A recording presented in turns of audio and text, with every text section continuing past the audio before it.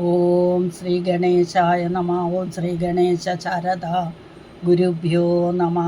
ഓം സദാശിവസമാരംഭാം ശങ്കരാചാര്യമധ്യമാം അസ്മദാചാര്യപര്യന്താം വന്ദേ ഗുരുപരമ്പരാം. ഓം ശിവം ശിവകരം ശാന്തം ശിവാത്മാനം ശിവോത്തമം ശിവമാർഗപ്രണേതാരം പ്രണതോസ്മി സദാശിവം.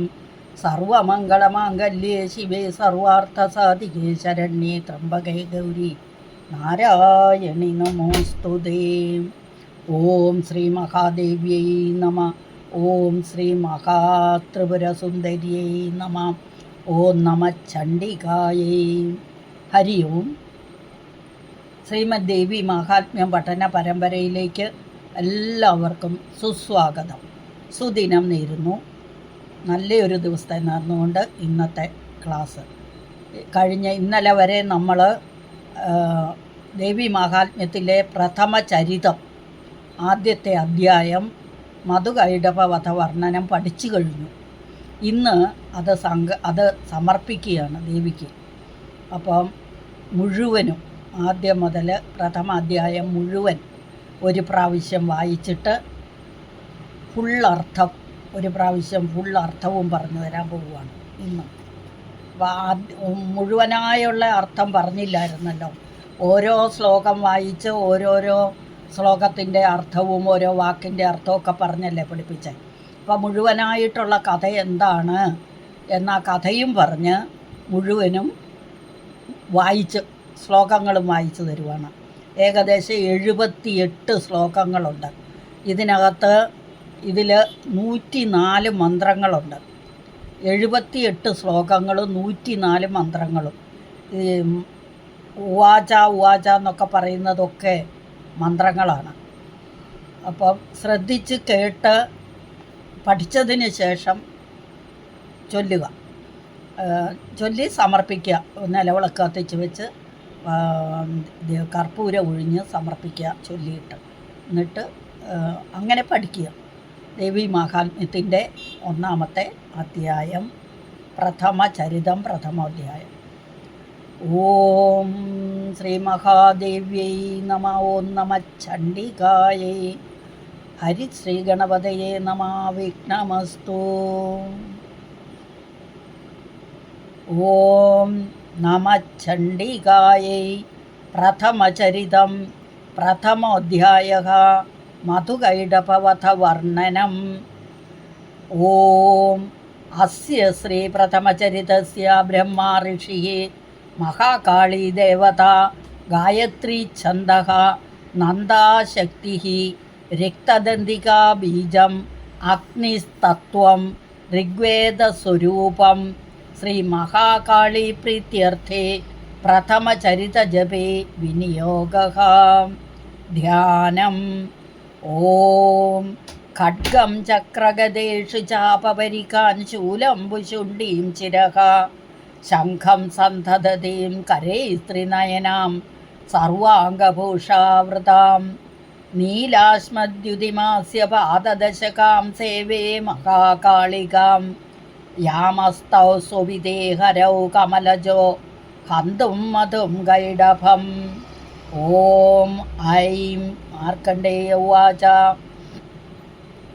സാവർണീ സൂര്യതനയോ യോ മനുഗത്യതേഷ്ടമഃ നിശാമയ തദുൽപത്തിം വിസ്തരാദ്ഗതോ മമ മഹാമായാനുഭാവേന യഥാ മന്വന്തരാധിപഃ സാ ബഭൂവ മഹാഭാഗാ സാവർണീസ്തനയോ രവേः സ്വാരോചിഷേന്ദരേ പൂർവം ചൈത്രവംശസമുദ്ഭവഃ സുരഥോ നാമ രാജാഭൂത് സമസ്തേ ക്ഷിതിമണ്ഡലേ തസ്യ പാലയതഃ സമ്യക് പ്രജാപുത്രാണി വൗരസാൻ ബഭൂവു ശത്രവോ ഭൂപാഃ കോലാവിധ്വംസിനസ്തതാം തസ്യ തൈരഭവദ്യുദ്ധം നദീപ്രബലദണ്ഡിനഃ ന്യൂനൈരവിശതൈര്യുദ്ധേ കോലാവിധ്വംസിഭിർജിതഃ തതഃ സ്വപുരമായാതോ നിജദേശാധിപോऽഭവത് ആക്രാന്തസ മഹാഭാഗാ തൈസ്തദാ പ്രബലാരിഭിः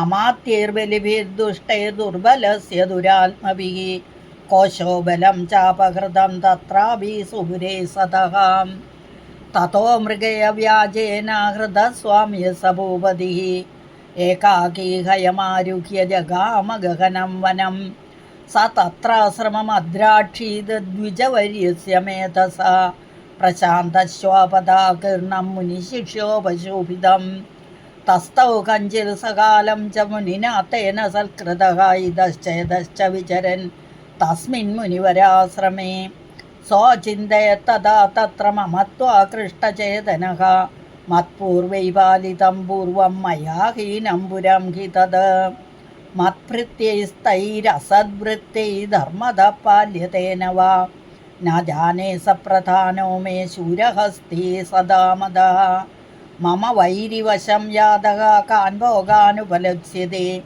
യേ മമാനുഗതാ നിത്യം പ്രസാദധനഭോജനൈഃ അനുവൃത്തിം ധ്രുവന്തേദ്യ കുർവന്ത്യന്യമഹീഭൃതാം അസമ്യക് വ്യയശീലൈസ്തൈഃ കുർവൽഭിः സതതം വ്യയം സഞ്ചിതസോതി ദുഃഖേന ക്ഷയം കോശോ ഗമിഷ്യതി ഏതച്ചാന്യच्च സതതം ചിന്തയാമാസ പാർത്ഥിവഃ തത്ര വിപ്രാശ്രമാഭ്യാസേ വൈശ്യമേഘം ദദർശസാം സാ പൃഷ്ടസ്തേന കസ്ത്വം ഭോഗോ ഹേതുശ്ചാഗമനേത്രകഃ സശോകൈവ കസ്മാത് ത്വം ദുർമന ഇവ ലക്ഷ്യസേ ഇത്യാകർണ്യവചസ്തസ്യ ഭൂപതേ പ്രണയോദിതം പ്രത്യുവാച സതം വൈശ്യഃ പ്രശ്രയാവനതോ നൃപം വൈശ്യ ഉവാച സമാധിർനാമ വൈശ്യോഹം ഉൽപ്പന്നോ ധനിനാങ്കുലേ പുത്രധാരൈർനിരസ്തശ്ച ധനലോഭാദസാദ്ഭിः വിഹീനസോ ജനൈർദാരൈः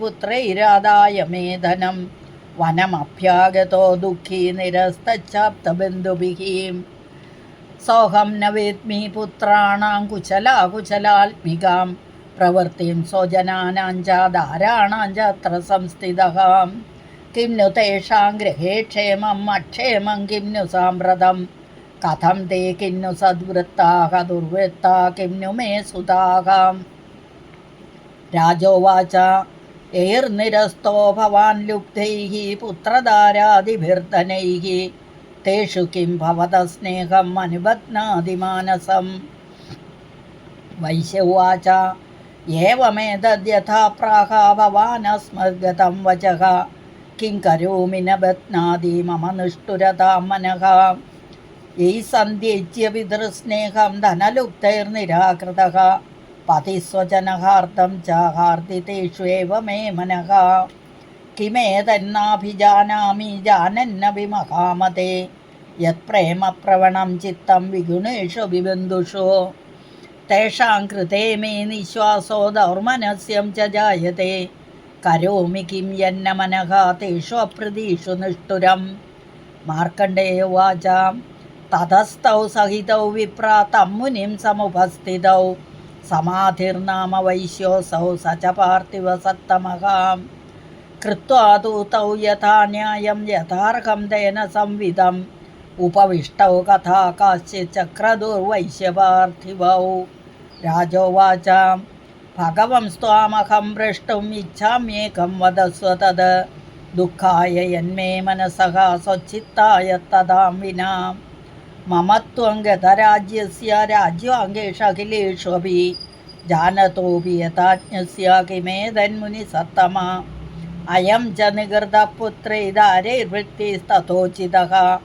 സ്വജനേന ച സന്ധ്യക്തഃ തേഷു ഹാർദി തഥാപ്യതി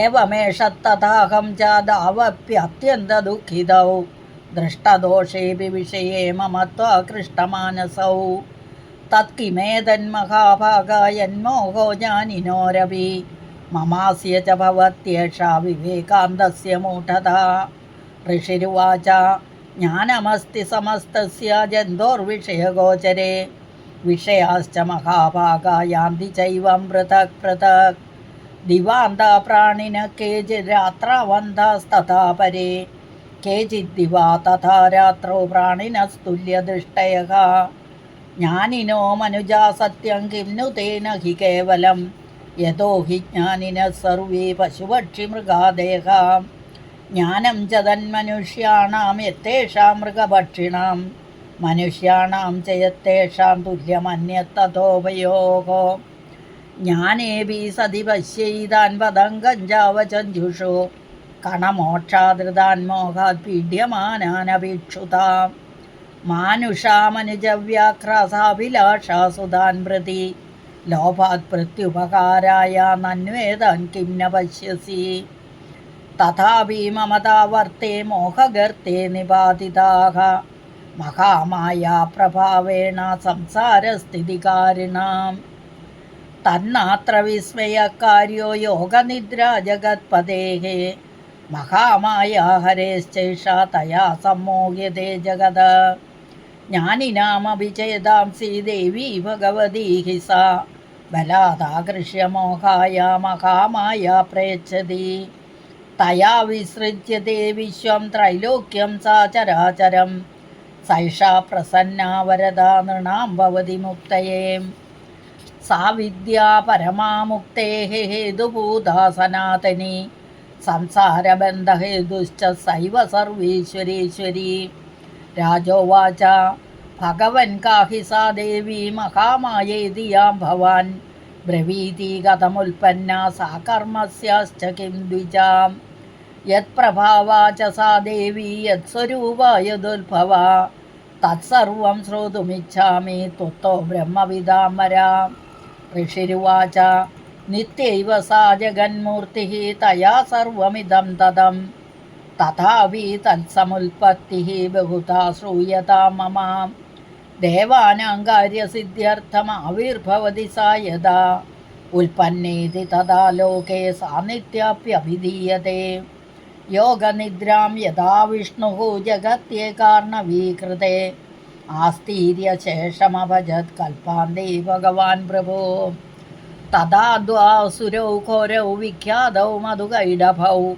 വിഷ്ണുകർണമലോത്ഭൂതൗ ഹന്തും ബ്രഹ്മാണമുദ്യതൗ സാ നാഭികമലേ വിഷ്ണോः സ്ഥിതോ ബ്രഹ്മ പ്രജാപതിः ദൃഷ്ട്വാ താവസുരൗ ചോഗ്രൗ പ്രസുപ്തം ച ജനാർദ്ദനം തുഷ്ടാവയോഗനിദ്രാം താം ഏകാഗ്രഹൃദയസ്ഥിതാം വിബോധനാർത്ഥായ ഹരേः ഹരിനേത്രകൃതാലയാം വിശ്വേശ്വരീം ജഗദ്ധാത്രീ സ്ഥിതിസംഹാരകാരിണീം നിദ്രാം ഭഗവതീം വിഷ്ണോः അതുലാം തേജസ പ്രഭോ ബ്രഹ്മോവാച ത്വം സ്വാഹാ ത്വം സ്വധാ ത്വം ഹി വഷട്കാരസ്വരാത്മിക സുധാ ത്വമക്ഷരേ നിത്യേ ത്രിധാ മാത്രാത്മികാ സ്ഥിതാ അർത്ഥമാത്രാ സ്ഥിതാ നിത്യായ അനുച്ചാര്യ വിശേഷത ത്വമേവ സന്ധ്യാ സാവിത്രി ത്വം ദേവീ ജനനീ പരാ ത്വയേതദ്ധാര്യതേ വിശ്വം ത്വയേതസൃജ്യതേ ജഗത്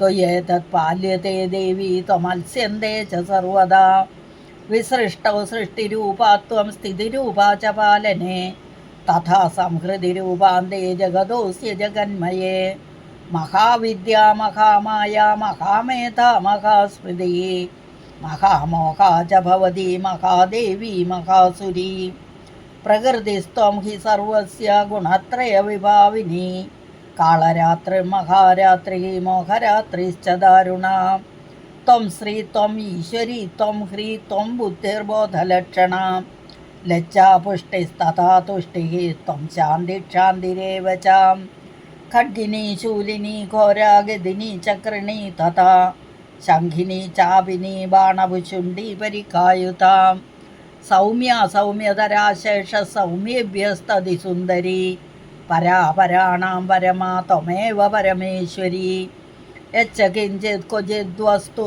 സദ്വാഖിലാത്മികേ തസ്യ സർവസ്യ യാ ശക്തി സാ ത്വം കിം സ്തൂയസേ തഥാ യയാ ത്വയാ ജഗത് സൃഷ്ടാ ജഗത്പാദാത്യോ ജഗത് സോപി നിദ്രാവശം നീതഃ കസ്ത്വം സ്തോതുമിഹേശ്വരാ വിഷ്ണുശരീരഗ്രഹണം അഹമീശാനയേവ ച കാരിതാസ്തേ യതോതസ്ത്വാം കസ്തോതും ശക്തിമാൻ ഭവേത് സാത്വമിത്തം പ്രഭാവൈ സ്വൈഃ ഉദാരൈർദേവി സംസ്തുതാ മോഹയൈതൗ ദുരാദർശൗ അസുരൗ മധുകൈടഭൗ പ്രബോധം ച ജഗത്സ്വാമീ നീയതാമച്യുതോ ലഘോ ബോധശ്ച ക്രിയതാമസ്യ ഹന്തുമേതൗ മഹാസുരൗ.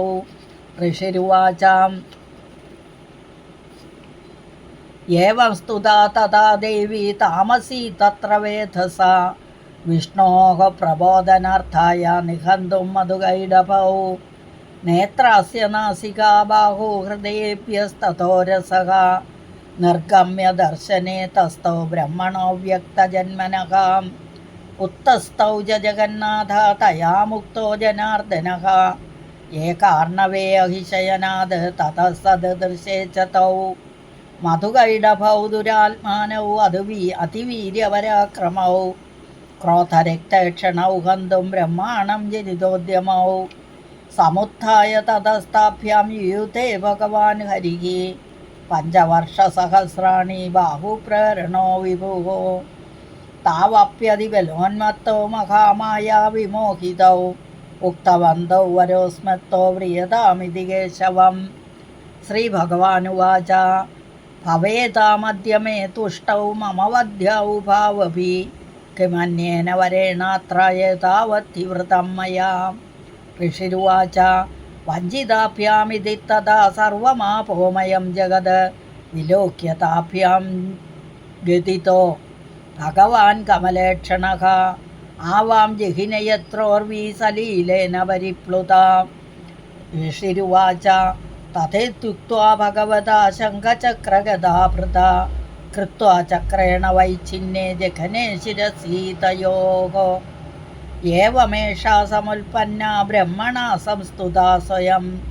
പ്രഭാവമസ്യാ ദേവ്യാസ്തു ഭൂയ ശൃണു വദാമി തേ. ഐം ഓം ഇതി ശ്രീമാർക്കണ്ഡേയപുരാണേ സാവർണികേ മന്വന്തരേ ദേവീ മാഹാത്മ്യേ മധുകൈടഭവധവർണ്ണനം നാമ പ്രഥമോऽധ്യായഃ. ഇതി പ്രഥമചരിതം സമാപ്തം. ഓം ശ്രീ ജഗദംബാർപ്പണമസ്തു. ഇനി ടോട്ടൽ അർത്ഥം ഈ അധ്യായത്തിൻ്റെ മുഴുവൻ എന്താണെന്ന്.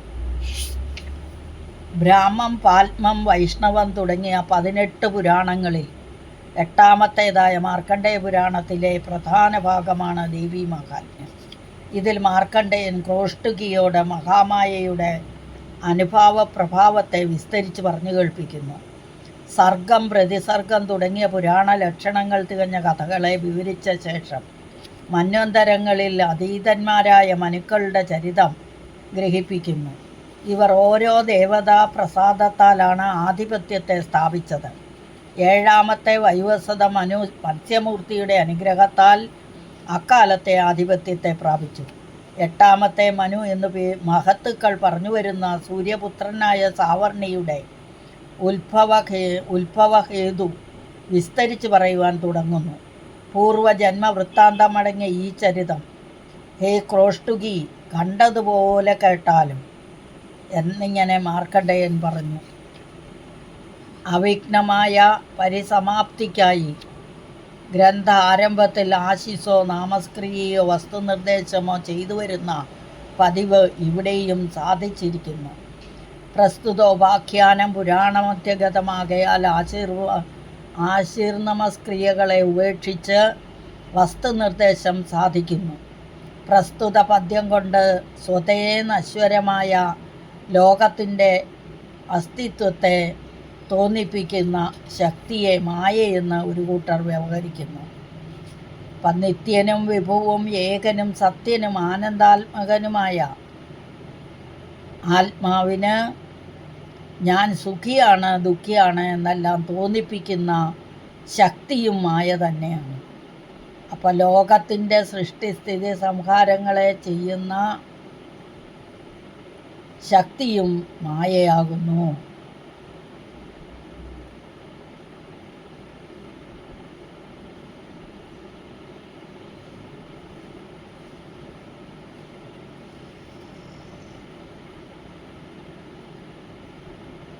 ലോകത്തിൻ്റെ സൃഷ്ടിസ്ഥിതി സംഹാരങ്ങളെ ചെയ്യുന്ന ശക്തിയും മായയാകുന്നു. ഈ മായയുടെ അനുഭവത്താൽ സൂര്യപുത്രനായ സാവർണി, മഹാഭാഗനായ സാവർണി മന്വന്തരാധിപനായി ഭവിച്ചു. ഹേ ക്രോഷ്ടുകി, അക്കഥ കേൾക്കൂ. ബീജശുദ്ധി, ക്ഷേത്രശുദ്ധി, ആത്മശുദ്ധി ഇവയോടുകൂടിയ ഒരുവന് മാത്രമേ ശ്രേഷ്ഠത്വം ലഭിക്കൂ. സൂര്യപുത്രൻ, സവർണയിൽ ജനിച്ചവൻ, മഹാഭാഗൻ എന്നീ മൂന്ന് കാരണങ്ങളാലും ശുദ്ധിയുമുണ്ടായി. അതുകൂടാതെ കളങ്കഹീനൻ്റെ ചരിത്രം, പുണ്യവാൻ്റെ ചരിത്രം, മഹാമായാ ഭഗവതിയുടെ ചരിതം എന്നീ 3 പ്രാധാന്യങ്ങൾ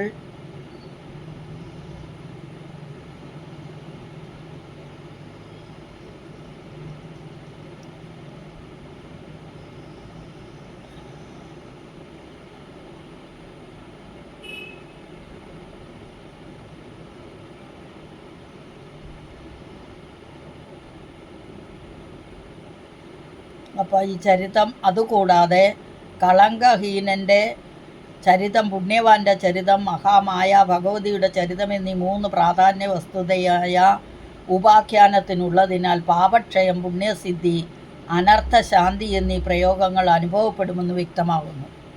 ഇനി അഗ്നിയുടെ പുത്രനായ സ്വാരോജിഷ മനുവിൻ്റെ കാലത്ത് ആഭിജാത്യ മഹിമയോടുകൂടിയ ചൈത്രവംശത്തിൽ സുരഥൻ ജനിച്ചു. അഖണ്ഡ ഭൂമണ്ഡലാധിപനായിട്ടാണ് സുരഥ രാജാവ് കഴിഞ്ഞിരുന്നത്. സുരഥ രാജാവ് സ്വഭാര്യയിൽ ഉൽപ്പാദിപ്പിച്ച പുത്രന്മാരെ പോലെ തൻ്റെ പ്രജകളെ പരിപാലിച്ചിരുന്നു. രാജാക്കന്മാർ 5 വിധമായ ഭയത്തെ നീക്കിയിരിക്കണം. 5ാമത്തേതായ വന്യമൃഗങ്ങളിൽ നിന്നുള്ള ഭയത്തെ ഇല്ലാതാക്കുവാനായി സുരഥ രാജാവ് നായാട്ടിന് പോയി. തൻ്റെ അമ്പേറ്റ പന്നി മറ്റ് ചില ഭൂപന്മാരുടെ രാജനാമമാത്രമായവരുടെ വലയിൽ ചെന്ന് വീഴുകയും ആ പന്നിക്ക് വേണ്ടി വിവാദം ഉണ്ടാവുകയും ചെയ്തു. വിവാദം വർദ്ധിച്ച് സുരഥ രാജാവിന് ശത്രുക്കളുണ്ടായി. പൂർവജന്മം ചെയ്ത ദുരിതലേശവാസനയാണ് ഈ നിസ്സാര ഹേതു മൂലം ശത്രുക്കളെ ഉണ്ടാക്കിയത്. സുരഥൻ്റെ ഈശ്വരാധീനക്കുറവ് മൂലം അതിപ്രാബല്യവാന്മാരായി തീർന്ന ആ ശത്രുക്കളുമായി യുദ്ധമുണ്ടായി. ശത്രുക്കൾ ആയുധാഭ്യാസത്തിലും ധനത്തിലും ആഭിജാത്യത്തിലും പൗരുഷ്യത്തിലും എല്ലാം സുരഥനേക്കാൾ കുറഞ്ഞവരായിരുന്നിട്ടും ദൈവം വിശുദ്ധമായിരുന്നതിനാൽ സുരഥൻ അവരോട് തോൽക്കുകയുണ്ടായി.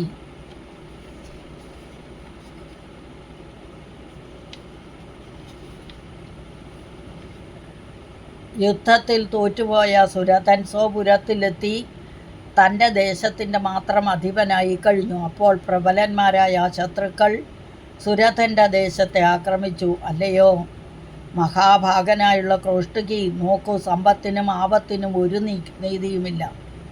അഖണ്ഡ ഭൂമണ്ഡലാധിപനായിരുന്ന സുരഥൻ കാലുകുത്തുവാൻ ഭൂമിയിലില്ലാത്തവനായി തീർന്നില്ലേ? അതുകൊണ്ട് ലൗകിക ശുദ്ധിയെ അല്ലാതെ നീ കാക്ഷിക്കേണ്ടത് പുരുഷാർത്ഥങ്ങളിൽ അഗ്രിമമായി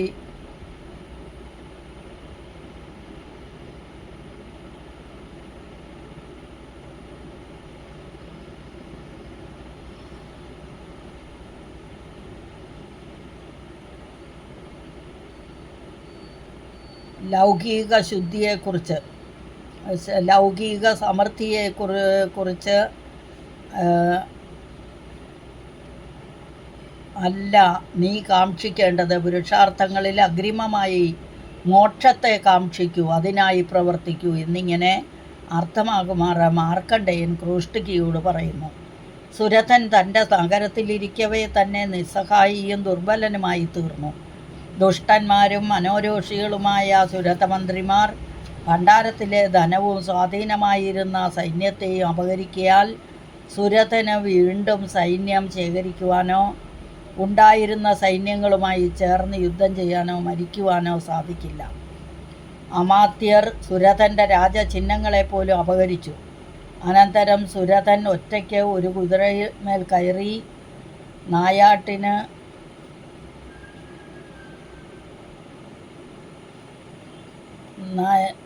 നായാട്ടിന് പോകുന്നത് പോലെ വൻ കാട്ടിലേക്കായി തിരിച്ചു. ഇതിനിടെ പൂർവജന്മകൃതങ്ങളായ ദുഷ്കൃതങ്ങളുടെ ഫലം മിക്കവാറും അനുഭവിച്ചു കഴിഞ്ഞിരുന്നതിനാൽ വനാന്തരത്തിൽ സിംഹവ്യാഘ്രാദി ഭീകര ജന്തുക്കളെ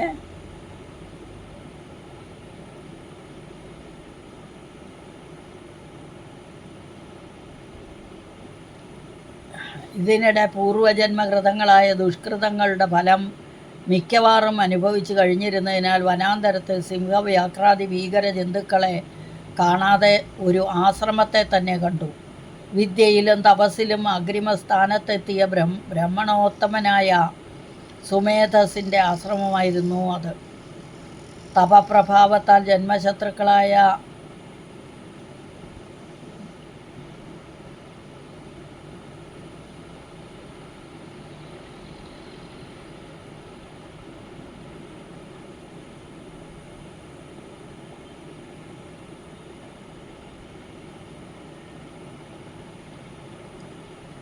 വിദ്യയിലും തപസ്സിലും അഗ്രിമസ്ഥാനത്തെത്തിയ ബ്രാഹ്മണോത്തമനായ സുമേധസിൻ്റെ ആശ്രമമായിരുന്നു അത്.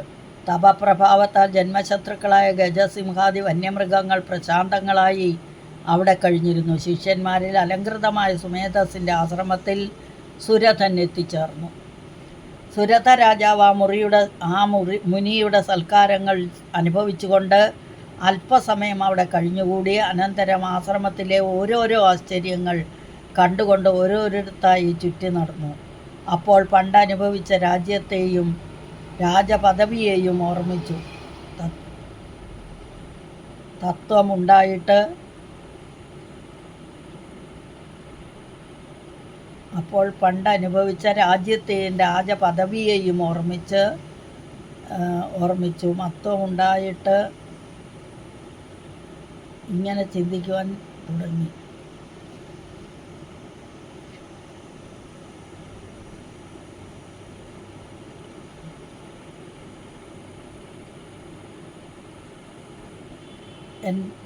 എൻ്റെ പൂർവന്മാർ നല്ലവണ്ണം രക്ഷിച്ചുണ്ടാക്കിയ എൻ്റെ നഗരം ഇപ്പോൾ എന്നെ പിരിഞ്ഞിരിക്കുകയാണല്ലോ.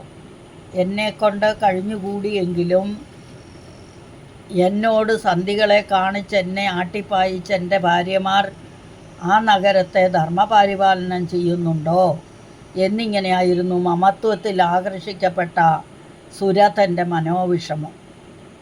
മനോവിചാരങ്ങൾ. സുരഥൻ്റെ മാനസിക പ്രശ്നങ്ങളുടെ വിധങ്ങൾ വിവരിക്കുന്നു. ശൂരനും സദാ മതിച്ചിരിക്കുന്നവനുമായ എൻ്റെ ആനത്തലവൻ്റെ കഥയെന്ത്? എൻ്റെ ശത്രുക്കളുടെ കയ്യിലകപ്പെട്ടതിനാൽ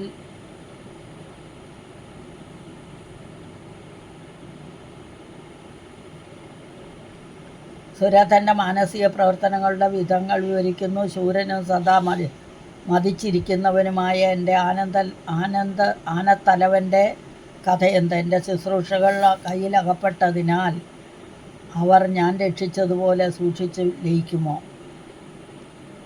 ആനത്തലവനെ ഉപേക്ഷിച്ചിട്ട് തൻ്റെ ജമാകികളോട്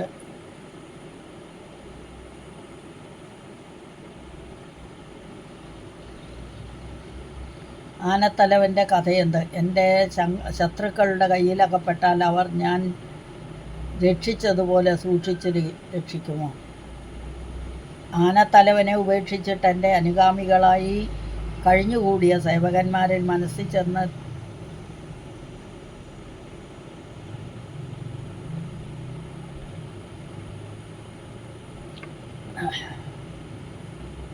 അപ്പം സേവകന്മാരിൽ മനസ്സിൽ ചെന്നെത്തുകയാൽ അവരെ പറ്റിയും ഇങ്ങനെ ചിന്തിച്ചു.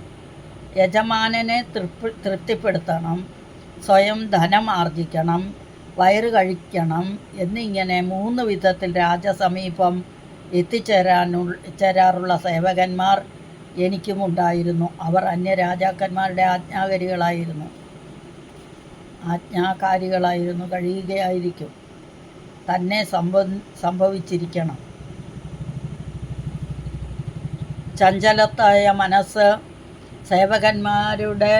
സേവകന്മാരെ വിട്ടിട്ട് ഭാര്യയിലും സന്താനത്തിലും പ്രസാദങ്ങളിലും നഗരവർത്തികളായ സ്ത്രീജനങ്ങളിലും കൂടി കടന്നു പോകുന്നു. സർവ അവയവ സുന്ദരിയായ എൻ്റെ ഭാര്യ തങ്ങളുടെ കയ്യിലകപ്പെട്ട് സുഖമായി കഴിയുന്നുണ്ടോ? സ്ത്രീകൾക്ക് ഉപദ്രവത്തെ ചെയ്യാമെങ്കിലും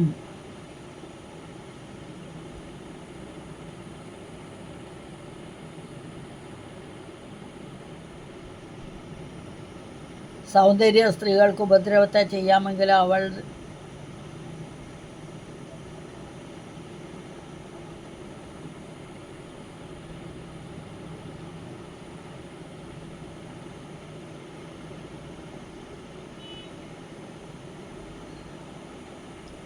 സൗന്ദര്യ സ്ത്രീകൾക്ക് ഉപദ്രവത്തെ ചെയ്യാമെങ്കിൽ അവൾ വരാരോഹയായതിനാൽ, അതായത് വരാരോഹ എന്ന് പറഞ്ഞാൽ ഉത്തമയായ ഒരു കുലാംഗനയുടെ ലക്ഷണം തികഞ്ഞവളായതിനാൽ അവളെപ്പറ്റി ശങ്കിക്കാൻ അവകാശമില്ല.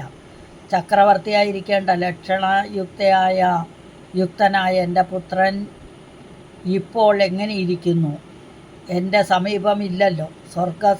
സമാനങ്ങളായി പണി ചെയ്യിപ്പിച്ച് കാവൽക്കാരെ കൊണ്ട് പരിരക്ഷിച്ചിരുന്ന എൻ്റെ ഭവനങ്ങൾ ഇന്ന് ഏതുവിധം ഇരിക്കുന്നു? അപര സ്ത്രീകളെ പോലെ വശീകരണ പാഠവും തികഞ്ഞ നഗരവാസികളായ സ്ത്രീകൾ ദുഃഖിതരായിട്ടോ കഴിയുന്നത്. മനസ്സ് വീണ്ടും ചലിക്കുന്നു. എൻ്റെ പൂർവന്മാരും താനും പണിപ്പെട്ട് നിശ്ചയിച്ചിരുന്ന ഭണ്ഡാരം ക്ഷയിക്കുന്നുണ്ടായിരിക്കും. അതായത് വീണ്ടും മനസ്സ് തലത്തിലേക്ക് പോയി. എൻ്റെ പൂർവന്മാരും ഞാനും പണിപ്പെട്ട് സഞ്ചയിച്ചതിന് ഭണ്ഡാരം ക്ഷയിക്കുന്നുണ്ടായിരിക്കും. വേണ്ടാത്തതിനെല്ലാം ചെലവ് ചെയ്ത് ശീലിക്കുന്ന അതിൻ്റെ ശത്രുക്കൾ എപ്പോഴും വ്യയശാലികളായി തന്നെ ഇരിക്കും. അന്യൻ ആർജിച്ചവ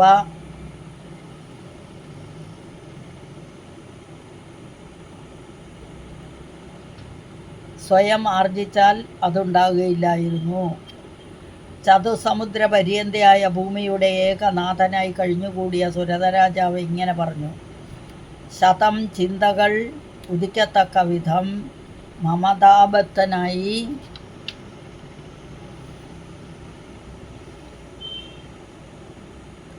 മമതാബദ്ധനാകയാൽ മനസ്സിൽ നിന്ന് ചിന്താരംഗങ്ങൾ മാറുന്നതിന് മുമ്പ് തന്നെ ആശ്രമ സന്നിധാനത്തിൽ ഒരു വൈശ്യനെ കണ്ടു. സുരഥ രാജാവ് വൈശ്യനോട് ചോദിക്കുന്നു: ഭവാൻ ആര്? ഇവിടെ വന്നതിനുള്ള കാരണമെന്ത്? കുറെ കൂടി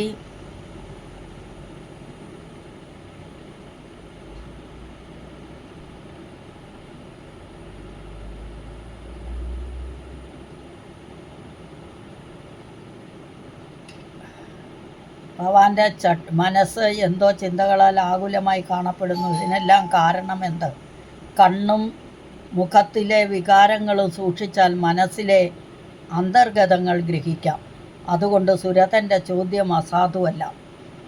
ഇനി സുരഥ രാജാവ് സ്നേഹപൂർവ്വം ചോദിച്ചതെല്ലാം കേട്ടിട്ട് വൈശ്യൻ വണക്കത്തോടുകൂടി മറുപടി പറഞ്ഞു: ധനികളുടെ കുലം എന്ന മേന്മയോടുകൂടി ഒരു കുടുംബത്തിൽ ജനിച്ച സമാധി എന്നു പേരുള്ള ഒരു വൈശ്യനത്രേ ഞാൻ. പരദ്രവ്യം അന്യായമായി ആർജിക്കുന്ന ശീലവും തൻ്റെ ധനം വിനിയോഗിക്കുന്ന ഇതിൽ അസഹിഷ്ണുതയും കാണിക്കുന്ന ലോഭവാന്മാരും ദുർബുദ്ധികളുമായ പുത്രരും ഭാര്യയും എന്നെ ഉപേക്ഷിച്ചിരിക്കുകയാണ്, അല്ല ആട്ടിപ്പായിച്ചിരിക്കുകയാണ്. എൻ്റെ സ്വന്തം ആളുകളും ഭാര്യാപുത്രാദികളും കൂടി എന്നെ പിടിച്ചുകെട്ടുകയും എൻ്റെ ധനം അപഹരിക്കുകയും ചെയ്തു. അനന്തരം എൻ്റെ ആത്മബന്ധുക്കൾ എന്നെ അഴിച്ചുവിട്ട് ആട്ടിപ്പായിച്ചു. ഞാൻ ദുഃഖമാകുന്ന ഒരു കൂട്ടുകാരനോടുകൂടി ഈ വനത്തിൽ വന്നു ചേർന്നു. ഈ വനാന്തരത്തിൽ എത്തിച്ചേർന്ന് എനിക്ക് എന്നോട് സ്നേഹലേശമില്ലാതെ പെരുമാറിയ പുത്രരുടെയും സ്വജനങ്ങളുടെയും ഭാര്യയുടെയും കുശലങ്ങൾ എങ്ങനെയിരിക്കുന്നു എന്നറിയാനുള്ള വിഷമതയാണുള്ളത്. എൻ്റെ സ്വജനങ്ങളുടെ പ്രവർത്തികൾ എന്തെല്ലാമായിരിക്കും? എൻ്റെ മനസ്സ് ഈ വക വിചാരങ്ങളാൽ അകലമായിരിക്കുന്നു. എന്നോട് ദയയില്ലാതെയും സ്നേഹമില്ലാതെയും പെരുമാറിയ അവരോട് വിപരീതമായി വർത്തിക്കുന്നതിന് പകരം അവരോട് സ്നേഹമാണ് എൻ്റെ ഹൃദയത്തിൽ ഉദിക്കുന്നത്. ഇപ്പോൾ അവർ ഗ്രഹത്തിൽ ക്ഷേമമായി കഴിയുന്നുവോ അതോ ക്ഷോഭരഹിതരായിട്ടാണോ കഴിയുന്നത്?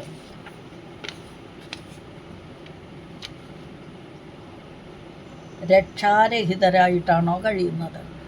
അവർ എങ്ങനെ വർത്തിക്കുന്നു? നിവൃത്തരായിട്ടോ അതോ ദുർവൃത്തരായിട്ടോ? അവരുടെ ജനനത്തിന് ഞാൻ കാരണക്കാരൻ എന്നല്ലാതെ അവർ എൻ്റെ പുത്രരല്ല. ഇഹലോകത്തിൽ ദുഃഖത്തിൽ നിന്നും പൗരലോകത്തിൽ നരകത്തിൽ നിന്നും പിതൃക്കളെ രക്ഷിക്കുന്നവരാണ് പുത്രർ. ഇവർ എന്നെ ദുഃഖിപ്പിക്കുകയേ ചെയ്തിട്ടുള്ളൂ.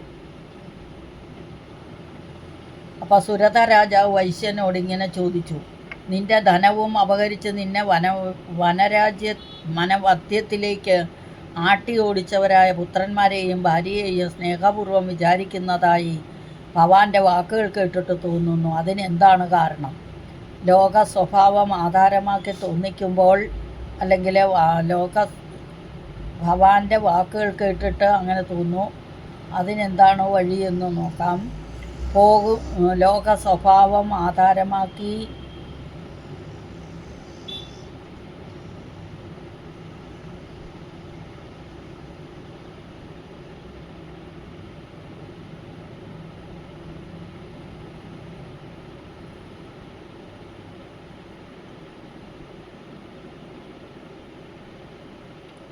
അല്ലയോ രാജാവേ, അങ്ങ് എന്നെപ്പറ്റി പറഞ്ഞത് ശരി തന്നെ.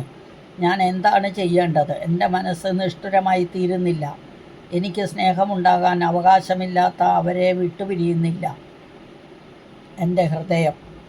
ധനലുബ്ധന്മാരായ പുത്രന്മാർ പിതാവെന്നുള്ള സ്നേഹത്തെയും ഭാര്യ ഭർത്താവെന്നുള്ള സ്നേഹത്തെയും സ്വജനങ്ങൾ ബന്ധുക്കളെന്നുള്ള സ്നേഹത്തെയും ഉപേക്ഷിച്ചിട്ട് എന്നോട് പെരുമാറിയത്. എങ്കിലും എൻ്റെ മനസ്സ് അവരിൽ സ്നേഹപരവശരായിരിക്കുന്നു. ബന്ധുക്കളുടെ ഗുണ സ്നേഹിക്കുകയാണല്ലോ. അതില്ലാതിരുന്നിട്ട് അവരോട് എനിക്ക് സ്നേഹം തോന്നുന്നു. എൻ്റെ മനസ്സ് പ്രേമപ്രവണമായി അവരുടെ പിന്നാലെ പാഞ്ഞെത്തുന്നു. ഇതിനെന്തായിരിക്കാം കാരണം? എല്ലാം അറിവുണ്ടെന്ന് ഭാവിക്കുന്ന അങ്ങ് എനിക്ക് ഒന്നും അറിവാകുന്നില്ല. അങ്ങ് മഹാമതിയാണല്ലോ. അപ്പോൾ അവരെപ്പറ്റി വിചാരിക്കും തോറും എനിക്ക് നെടുവീർപ്പുണ്ടാകുന്നു. മനസ്സിന്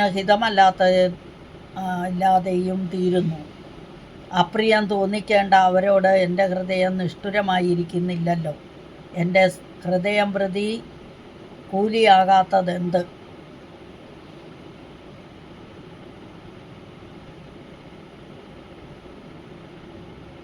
സുരഥ രാജാവ് വൈശ്യൻ്റെ വാക്കുകൾ കേട്ട് തനിക്കുണ്ടായ മമത്വത്തെപ്പറ്റിയും വിചാരിച്ചുകൊണ്ട് ഇങ്ങനെ ചിന്ത തുടങ്ങി.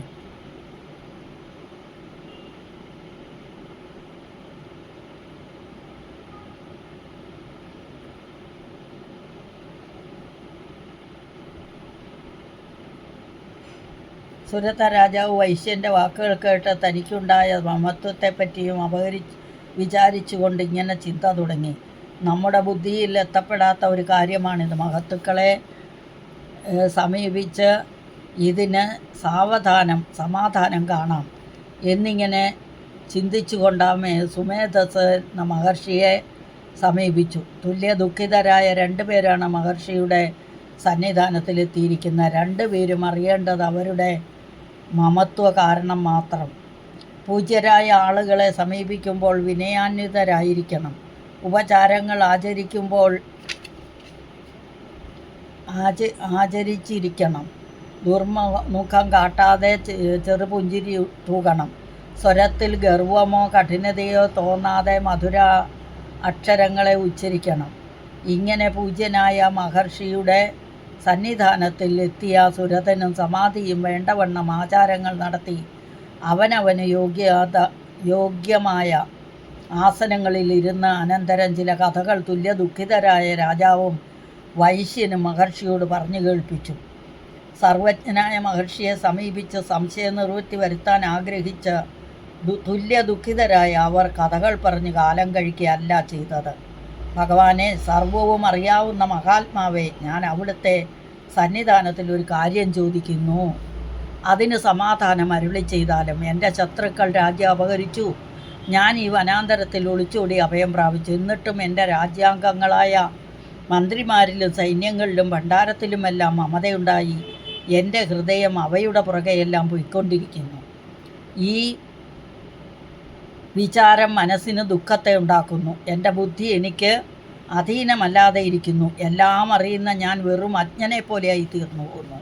ഇതിനെന്താണ് കാരണം എന്നിങ്ങനെ രാജാവ് മുനിസത്തമനോട് ചോദിച്ചു. സുരഥൻ കൂട്ടുകാരനായി കൊണ്ടുവന്ന വൈശ്യൻ്റെ കഥയെയും അറിയിക്കുന്നു. എന്നോടൊന്നിച്ചിവിടെ വന്നിരിക്കുന്ന ഈ വൈശ്യനും എന്നെപ്പോലെ ദുഃഖിതനാണ്. ഭാര്യാപുത്രാദികളാൽ ഉപേക്ഷിക്കപ്പെട്ടവനാണ്. സ്വജനങ്ങളും ഭൃത്യന്മാരും ഈ വൈശ്യനെ തള്ളിക്കളഞ്ഞിരിക്കുന്നെങ്കിലും അവരിൽ സ്നേഹപരവശമായ ഒരു ഹൃദയമാണ് ഈ വൈശ്യനുള്ളത്. ഈ വണ്ണം എല്ലാം ഇരിക്കുന്ന ഈ വൈശ്യനും ഞാനും അത്യന്ത ദുഃഖിതനും തുല്യതയെ പ്രാപിച്ചിരിക്കുന്നവരുമത്രേ. എങ്കിലും ഞങ്ങൾ രണ്ടുപേരും ഭൃത്യന്മാർ, പുത്രന്മാർ, ഭാര്യ എന്നിങ്ങനെയുള്ള വിഷയങ്ങളിൽ മമത്വഹേതുവായി ആകർഷിക്കപ്പെട്ടിരിക്കുന്ന ഹൃദയത്തോടു കൂടിയിരിക്കുന്നു. ആ വിഷയങ്ങളിൽ ദോഷം പ്രത്യക്ഷമായി ഞങ്ങൾ അനുഭവിക്കുന്നുണ്ട് താനും. ഇതിനും എന്താണ് കാരണം? മുൻ വിവരിച്ചതായ ഈ മോഹം എനിക്കും ഈ വൈശ്യനും ഉണ്ടാകുന്നു.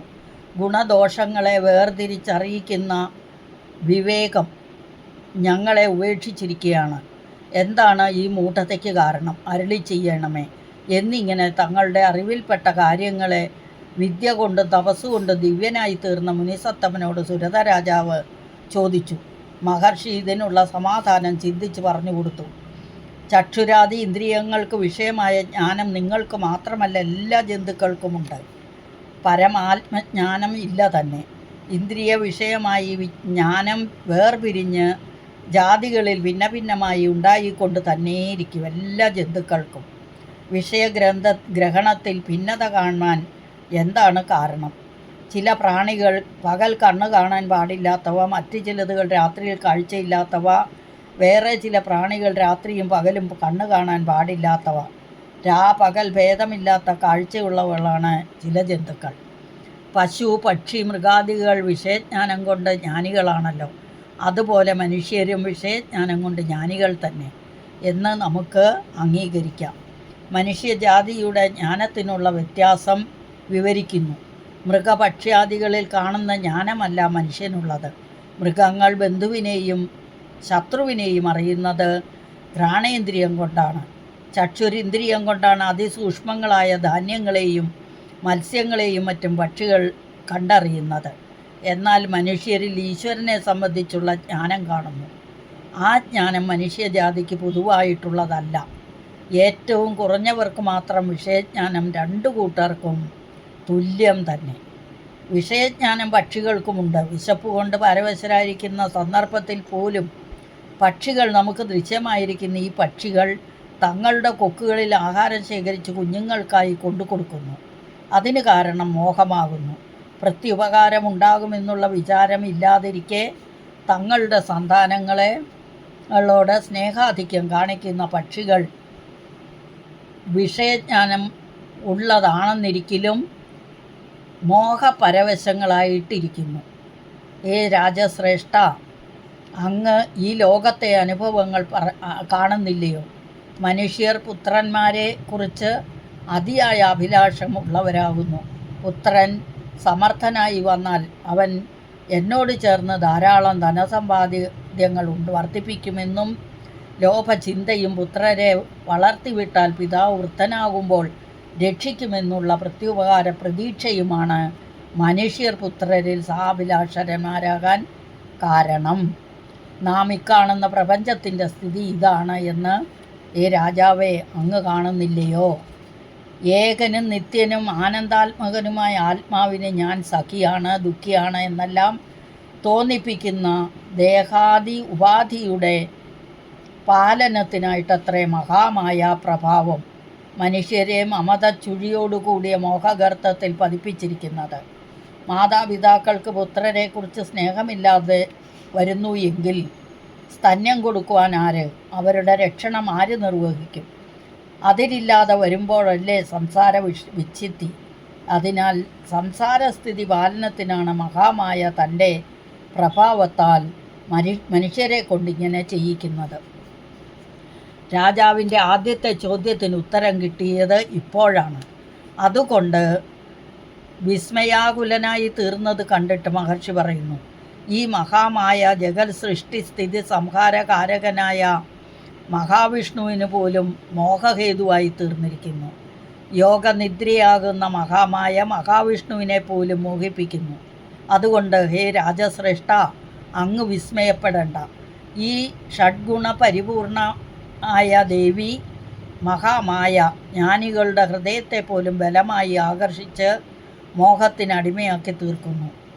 ചരവും അചരവുമായ സ്ഥാവരവും ജംഗമവുമായ ഈ ജഗത്ത് മുഴുവനും ഈ മഹാമായ നാനാതരത്തിൽ ഭ്രമിപ്പിക്കുന്നു. ഉപദ്രവകരമായ രീതിയിലല്ല ഈ ഭഗവതി പ്രസന്നയായാൽ അഭീഷ്ടത്തെ അരുളുന്നവളാണ്. മനുഷ്യർക്ക് മുക്തിയെപ്പോലും കൊടുക്കുവാനുള്ള ശക്തി ഈ ഭഗവതിക്കുണ്ട്. ഈ ഭഗവതി മുക്തിക്ക് ഹേതുഭൂതയായ ബ്രഹ്മവിദ്യയാകുന്നു, നിത്യയാകുന്നു, സംസാരബന്ധത്തിന് കാരണഭൂതയാകുന്നു. ബ്രഹ്മാദി സർവ്വ ഈശ്വരന്മാരും നിയാമികയായ ഈശ്വരിയാകുന്നു. ബ്രഹ്മ ആദി സർവ്വ ഈശ്വരന്മാർക്ക് നിയാമികയായ ഈശ്വരിയാകുന്നു. മഹാമായ പ്രഭാവം ഗ്രഹിച്ചപ്പോൾ വിസ്മിതനായ രാജാവ് ഭഗവാനായ മുനിസത്തമ, അങ്ങ് മഹാമായ എന്ന് പറയുന്ന ആ ദേവി ആര്?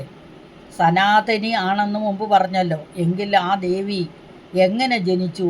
ആ ദേവിയുടെ കർമ്മം എന്ത് എന്നിങ്ങനെ ചോദിക്കുന്നു. അപ്പോൾ പരബ്രഹ്മജ്ഞാനികളിൽ വെച്ച് ശ്രേഷ്ഠനായ ഹേ മഹർഷി, നിഗ്രഹ അനുഗ്രഹ സ്വഭാവങ്ങളിൽ ഏതൊരു സ്വരൂപമാണ് ആ ദേവിക്കുള്ളത്? സ്വാത്വിക രാജസ താമസ സ്വരൂപങ്ങളിൽ ഏതൊരു സ്വരൂപമാണ് ദേവി ധരിക്കുന്നത്? ഭഗവതി യോനിജയോ അയോനിജയോ ഇതെല്ലാം അങ്ങയിൽ നിന്നും അറിയാൻ ആഗ്രഹിക്കുന്നു. സുരത രാജാവിൻ്റെ ഔചിത്യപൂർവ്വമുള്ള ചോദ്യം കേട്ടിട്ട് മഹർഷി ഭഗവതിയുടെ സ്വഭാവ രൂപാദികളെയും സമുൽപ്പത്തി പ്രകാരങ്ങളെയും വിവരിക്കുന്നു. ആ ഭഗവതി നിത്യ തന്നെ, ഉൽപ്പത്തി വിനാശങ്ങളില്ല. ജഗത്തിൻ്റെ ഉൽപ്പത്തി സ്ഥാനവും ഭഗവതി തന്നെ.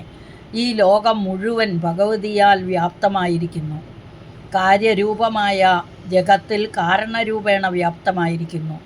കുടത്തിൽ മണ്ണ്, മുണ്ടിൽ നൂല്, കുണ്ടലങ്ങളിൽ സ്വർണം, ഇവയുടെ കാര്യകാരണ ബന്ധം പോലെ ഭഗവതി ജഗത്തിങ്കൽ വ്യാപ്തിയായിരിക്കുന്നു. എങ്കിലും നാനാതരമായി ഭഗവതിയുടെ ഉൽപ്പത്തി പ്രകാരങ്ങളെ രാജാവെ കേട്ടാലും ദേവന്മാരുടെ കഷ്ടതകളെ പരിഹരിപ്പാനായി പ്രത്യക്ഷപ്പെടാറുള്ള ഭഗവതിയെ അപ്പോൾ ജനിച്ചതാണെന്ന് പറയപ്പെടുന്നു.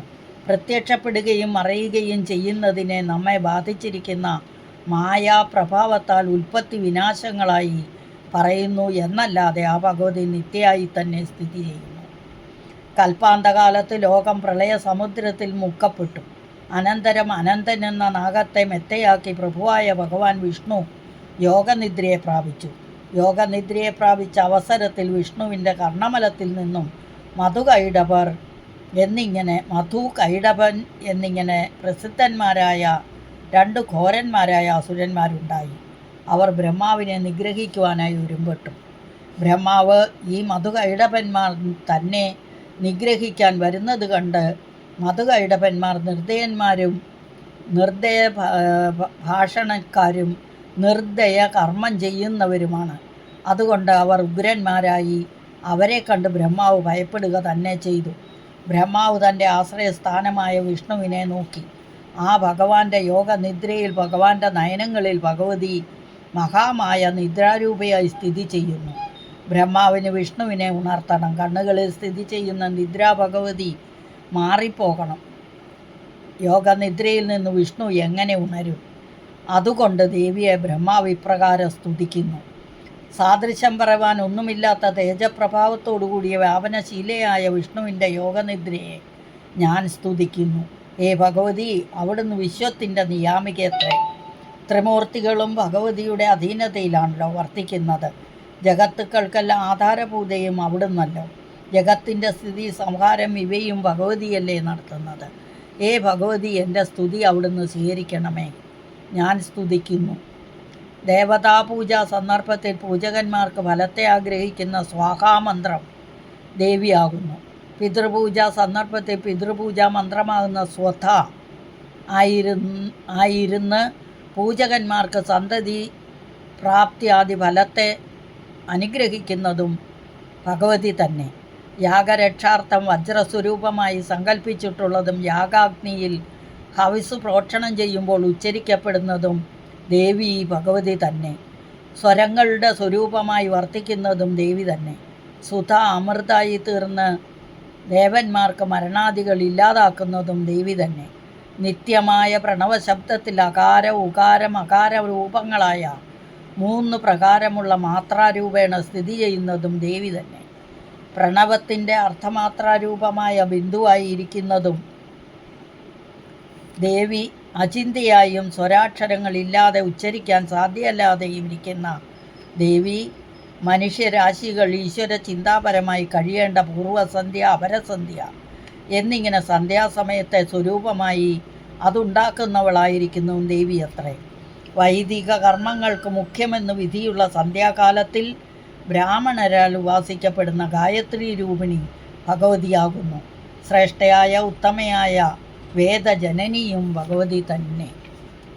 എല്ലാ കൽപ്പകാലങ്ങളിലും ഭഗവതി തന്നെയാകുന്നു ഈ ജഗത്തിനെ ധരിക്കുന്നതും സൃഷ്ടിക്കുന്നതും പാലിക്കുന്നതും അവസാനമായി സംഹരിക്കുന്നതും.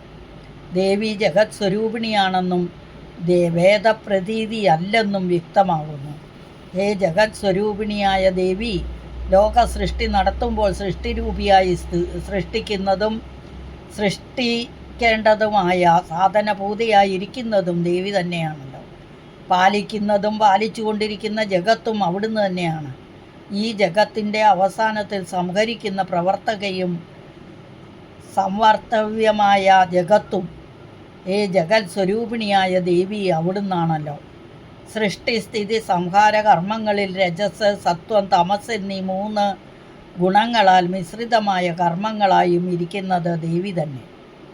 വിദ്യ കൊണ്ട് സർവത്തെയും പ്രകാശിപ്പിക്കുകയും മായ കൊണ്ട് എല്ലാത്തിനെയും മറയ്ക്കുകയും ചെയ്യുന്ന വിദ്യാവിദ്യകളാകുന്ന ഈശ്വരി ശക്തിയായിരിക്കുന്ന ദേവി, എല്ലാവറ്റയുടെയും അർത്ഥധാരണത്തിൽ സാമർഥ്യം കൊടുക്കുന്ന മേധയായിരിക്കുന്ന ഹേ ദേവി, കഴിഞ്ഞതിനെയെല്ലാം അതേപടി ഓർമ്മിപ്പിക്കുന്ന ഹേ ദേവി, ഭാര്യാപുത്രാദികളാൽ മമത്വത്തെ ഉണ്ടാക്കി മോഹരൂപമായ ഹേ ദേവി, ഐശ്വര്യം, വീര്യം, യശസ്, ശ്രീ, ജ്ഞാനം, വൈരാഗ്യം എന്നിങ്ങനെയുള്ള 6 തികഞ്ഞിരിക്കുന്ന ഭഗവതി, മഹനീയയായ ഹേ ദേവി, ത്രിമൂർത്തികളെ പോലും നിയന്ത്രിക്കുന്ന ഹേ മഹേശ്വരി ദേവിയെ ഞാൻ സ്തുതിക്കുന്നു. ഈ കാണുന്ന സർവത്തിനും പ്രകൃതിയായി ഉപാദാന കാരണമായിരിക്കുന്ന ദേവി, സത്വരജസ്തമോ ഗുണങ്ങളെ പ്രകാശിപ്പിക്കുന്ന ഭഗവതി, കൽപ്പപ്രളയവും മന്വന്തര പ്രളയവുമാകുന്ന ഭയങ്കരമായ അന്ധകാരത്തെ ജനിപ്പിക്കുന്ന ഭഗവതി, സംസാരത്തിൽ വ്യാമോഹിപ്പിച്ച് മോക്ഷം വരുന്നതുവരെ സംസാരികളെ വട്ടം കറക്കുന്നതും ഭയങ്കരിയുമായ ഹേ ഭഗവതി, ഞാൻ അവിടുത്തെ സ്തുതിക്കുന്നു. ഹേ ദേവി, ശ്രീമത്വമുള്ളവരിൽ ശ്രീരൂപേണയും ഈശ്വരത്വമുള്ളവരിൽ ഐശ്വര്യരൂപേണയും അകർത്തവ്യങ്ങൾ ചെയ്യുന്നതിനൊരുങ്ങുമ്പോൾ ലോകരെ ശങ്കിച്ചിട്ട് ചെയ്യരുതെന്നുള്ള ലജ്ജയുടെ സ്വരൂപമായും ജ്ഞാനസ്വരൂപമായും ബുദ്ധിയായും ലജ്ജാസ്വരൂപമായും സമൃദ്ധി സ്വരൂപമായും സന്തോഷരൂപമായും ഇന്ദ്രിയ വ്യാപാരങ്ങളെ നിയന്ത്രിക്കുന്നവളായും ക്ഷമാസ്വരൂപമായും വർത്തിക്കുന്നത് അവിടുന്ന് തന്നെയാണല്ലോ. ദുഷ്ടനിഗ്രഹണാർത്ഥം ഓരോ ആയുധങ്ങൾ ധരിക്കയാൽ അതിനോട് അനുബന്ധമായ നാമങ്ങൾ ഖഡ്ഗിനി, ശൂലിനി, ഗദിനി, ചക്രിണി, ശങ്കിനി, ചാവിനി എന്നിവ വഹിച്ചിരിക്കുന്ന ഹേ ദേവി, അമ്പ്, മുസ്രുണി അല്ലെങ്കിൽ മുൾത്തടി, പരിഖം എന്നീ ആയുധങ്ങൾ കൂടി അവിടുന്ന് ധരിക്കുന്നുവല്ലോ. ഹേ ദേവി, അവിടുന്ന് സൗമ്യയാകുന്നു. ചന്ദ്രനെ പോലെ പ്രിയദർശനങ്ങളായ വസ്തുക്കളിൽ വച്ച് ഏറ്റവും സൗന്ദര്യ ശോഭയോടുകൂടിയ അതിസുന്ദരിയായി സ്ഥിതി ചെയ്യുന്ന ഹേ ദേവി, അവിടുന്ന് കാര്യകാരണങ്ങളുടെ ജനയിതാവായി ബ്രഹ്മാദികളുടെ നിയാമികയായി വർത്തിക്കുന്നു. ഞാൻ അവിടുത്തെ സ്തുതിക്കുന്നു. സത്തായോ അസത്തായോ, ഉത്കൃഷ്ടമായോ നികൃഷ്ടമായോ, സ്ഥൂലമായോ സൂക്ഷ്മമായോ ഏതു രൂപത്തിലായാലും ഈ ജഗത്തിൽ കാണുന്ന സർവത്തിൻ്റെയും ശക്തിയായി വർത്തിക്കുന്ന ഹേ ദേവി, അവിടുത്തെ ഞാൻ എങ്ങനെ സ്തുതിക്കാനാണ്? ജഗത്തിനെ സൃഷ്ടിക്കുക, രക്ഷിക്കുക, സംഹരിക്കുക എന്നീ കർമ്മങ്ങൾ നടത്തുന്ന ഭഗവാനെ പോലും ഹേ ദേവി അവിടുന്ന് നിദ്രാധീനനാക്കിയിരിക്കുന്നു. അവിടുത്തെ സ്തുതിക്കുവാൻ ആർക്കാണ് ശക്തിയുള്ളത്? ഞാൻ ഈ ജഗത്തിനെ സൃഷ്ടിച്ചുവെന്ന് എനിക്കും ജഗത് പരിപാലനം ചെയ്യുന്നത് ഞാനാണെന്ന് വിഷ്ണുവിനും ഞാൻ ജഗത്തിനെ സംഹരിക്കുന്നുവെന്ന് ശിവനും അഭിമാനത്തെ ഉളവാക്കി അഹംബുദ്ധിയെ തോന്നിപ്പിക്കുന്ന ഹേ ദേവി, അവിടുത്തെ സ്തുതിക്കാൻ ശക്തരായി ആരാണുള്ളത്? ഹേ ദേവി, അവിടുന്ന് ഉത്കൃഷ്ടങ്ങളായ മുൻവിവരിച്ച പ്രഭാവത്തോടു കൂടിയിരിക്കുകയാണല്ലോ. അവിടുന്ന് അനുഗ്രഹിക്കണം. ശത്രുക്കൾക്ക് തോൽപ്പിക്കുവാൻ സാധ്യമല്ലാതിരിക്കുന്ന ഈ മധുകൈടപന്മാരായ അസുരന്മാരെ മോഹിപ്പിക്കണം. ഇതിനായി ഞാൻ നമസ്കരിക്കുന്നു. ബ്രഹ്മാവ് വീണ്ടും ഇങ്ങനെ അഭ്യർത്ഥിക്കുന്നു. ലോകനിയാമകനായ അച്യുതൻ പ്രയാസം കൂടാതെ പ്രബോധത്തെ പ്രാപിക്കണം. ഈ അസുരന്മാരെ കൊല്ലുവാനായി തോന്നലുണ്ടാവുകയും വേണം. മുകളിൽ വിവരിച്ച രീതിയിൽ ബ്രഹ്മാവ് ദേവിയെ സ്തുതിച്ചു. വിഷ്ണു ഭഗവാൻ ഉണരുകയും മധുകൈടപന്മാരെ കൊല്ലുകയും വേണമെന്നുള്ള ബ്രഹ്മാവിൻ്റെ ഹൃദയംഗമമായ അഭ്യർത്ഥനയെ ദേവി സ്വീകരിക്കുക തന്നെ ചെയ്തു. ഭഗവാൻ വിഷ്ണുവിൻ്റെ നേത്രം, മുഖം, നാസിക, ബാഹുക്കൾക്ക്, ഹൃദയം, ഉരസ് എന്നീ അവയവങ്ങളിൽ നിന്നും തമോ ഗുണപ്രധാനമായ ആ ദേവി അവതരിച്ചു. അവ്യക്ത ജന്മവാൻ, അതായത് ജനനം ആർക്കും നിശ്ചയമില്ലാത്ത ആയ ബ്രഹ്മാവിന് കാണത്തക്ക വിധം ദേവി പ്രത്യക്ഷ രൂപിണിയായിട്ടാണ് അവതരിച്ചത്. പ്രളയ സമുദ്രത്തിലെ അനന്തതൽപ്പത്തിൽ ശയിച്ചുറങ്ങിക്കിടന്ന ഭഗവാൻ വിഷ്ണു നിദ്രയെ ഉപേക്ഷിച്ചെഴുന്നേൽക്കുകയും ബ്രഹ്മാവിനെ നിഗ്രഹിക്കുവാൻ സന്നദ്ധരായി അതിവീര്യപരാക്രമികളായി കോപം കൊണ്ട് കണ്ണുകളും ചുവപ്പിച്ച് നിൽക്കുന്ന ദുഷ്ടബുദ്ധികളായ മധുകൈടപന്മാരെ കാണുകയും ചെയ്തു. യുദ്ധകലശനായ ഭഗവാൻ ഹരി അനന്തശയനത്തിൽ നിന്നും എഴുന്നേറ്റ് മധുകൈടപന്മാരുമായി 5000 വർഷം ബാഹുക്കൾ കൊണ്ട് മാത്രം യുദ്ധം ചെയ്തു. മധുകൈടപന്മാർ മഹാമായയാൽ വിമോഹിതന്മാരായി തീർന്നു. തങ്ങളുടെ അതിശയനീയമായ ബലത്തിലുള്ള വിശ്വാസത്താൽ മതിമറന്നവരായി തീർന്ന മധുകൈടപന്മാർ ഭഗവാന് വരം കൊടുക്കുവാൻ തീർച്ച ചെയ്തു. ഭഗവാനെ അഭിസംബോധന ചെയ്തുകൊണ്ട്, എന്തു വരമാണ് നിനക്ക് വേണ്ടത്, സ്വീകരിച്ചാലും എന്നിങ്ങനെ പറഞ്ഞു. ഭഗവാന് വരം കൊടുക്കുവാൻ സന്നദ്ധരായ അസുരന്മാരോട്, എന്നിൽ നിങ്ങൾ രണ്ടുപേരും സന്തുഷ്ടരായി എന്ന് മനസ്സിലായി. എനിക്ക് മറ്റു വരങ്ങൾ കൊണ്ട് എന്തു പ്രയോജനം? യുദ്ധഭൂമിയിൽ ശത്രു നിഗ്രഹമാണ് ആവശ്യം. അതുകൊണ്ട് നിങ്ങൾ രണ്ടുപേരെയും എനിക്ക് വധിക്കണം. ഇങ്ങനെ ഒരു വരം ഞാൻ ആവശ്യപ്പെടുന്നു എന്നിങ്ങനെ വിഷ്ണു ഭഗവാൻ പറഞ്ഞു. അസുരന്മാർ വിഷ്ണുവിൻ്റെ ഈ വരസ്വീകരണം കരുതിയിരുന്നില്ല. തന്മൂലം അവർ വഞ്ചിതന്മാരായി എന്ന് അവർക്ക് മനസ്സിലായി. അപ്പോൾ ജഗത്ത് മുഴുവൻ ജലമായി കണ്ട അസുരന്മാർ വീണ്ടും ഇങ്ങനെ പറയുന്നു. അവരുടെ ത്രിവിധ കരണങ്ങൾ കൊണ്ടും ഉണ്ടാകുന്ന ചോദ്യങ്ങൾക്കെല്ലാം ഭഗവാൻ മുൻകൂട്ടി സമാധാനം കണ്ടിട്ടുണ്ടെന്ന് തൻ്റെ ദൃഷ്ടിവിക്ഷേപങ്ങൾ കൊണ്ട് വ്യക്തമാക്കി. അസുരന്മാർ ഇങ്ങനെ പറയുന്നു. ഹേ വിഷ്ണു, നിന്റെ യുദ്ധത്തിൽ ഞങ്ങൾ പ്രീതന്മാരായി തീർന്നിരിക്കുന്നു. നീ ഞങ്ങളെ കൊല്ലുന്നത് കൊണ്ട് ഞങ്ങൾക്ക് ഒരു പോരായ്മയും ഉണ്ടാകയില്ല. ഞങ്ങളെ കൊല്ലുവാൻ ഇതാ ഞങ്ങൾ നിന്നോട് അപേക്ഷിക്കുന്നു. പക്ഷേ പ്രളയ സമുദ്രത്തിൽ ഭൂമി മുങ്ങിക്കിടക്കുകയാണ്. അവിടെ വെച്ച് ഞങ്ങളെ വധിക്കരുത്. പ്രളയജലത്താൽ പ്രക്ഷാളനം ചെയ്യപ്പെടാത്ത ഭൂമിയിൽ വെച്ച് വേണം ഞങ്ങളെ വധിക്കുവാൻ. അങ്ങനെ തന്നെ ചെയ്യാമെന്ന് അരുളി ചെയ്തുകൊണ്ട് ഭഗവാൻ വിഷ്ണു ശംഖ്, ചക്ര, ഗദകളെ ധരിച്ച് ഭൂമിദേവിയുടെ ആവാസരംഗമായ തൻ്റെ ഊരുക്കളിൽ വെച്ച് മധുകൈടപന്മാരുടെ ശിരസിനെ ചക്രം കൊണ്ട് ഛേദിച്ചു. അവ്യക്തമായ ജന്മത്തോടുകൂടിയ ബ്രഹ്മാവിൻ്റെ ഘോരമായ ഭയത്തെ ഇപ്രകാരം മഹാവിഷ്ണു മധുകൈടപന്മാരുടെ നിഗ്രഹം മൂലം നശിപ്പിച്ചു. ഹേ രാജശ്രേഷ്ഠ, ഭഗവാൻ വിഷ്ണു മധുകൈടപന്മാരുടെ മേധസ് കൊണ്ട് ഭൂമിയെ ഉണ്ടാക്കി. മേധസ് കൊണ്ടുണ്ടാക്കിയതിനാൽ ഭൂമിയെ മേദിനി എന്ന് വിളിച്ചു വരുന്നു. പ്രളയജലപൂർണമായ ജഗത്തിൽ ഇങ്ങനെ ഭൂമിയുണ്ടായി. ബ്രഹ്മാവിൻ്റെ സ്തുതി കാരണമായി ദേവി ഇങ്ങനെ അവതരിച്ചു. ഈ ദേവിയുടെ പ്രഭാവത്തെ ഇനിയും കേട്ടുകൊണ്ടാലും ഞാൻ നിനക്ക് പറഞ്ഞു തരാം എന്ന് പറഞ്ഞ് 1-ാം അധ്യായം 1-ാമത്തെ ചരിതം ഇവിടെ അവസാനിച്ചു. ഹരിഹി ഓം. സകലം ശ്രീ ദുർഗാർപ്പണമസ്തു. അമ്മേ നാരായണ.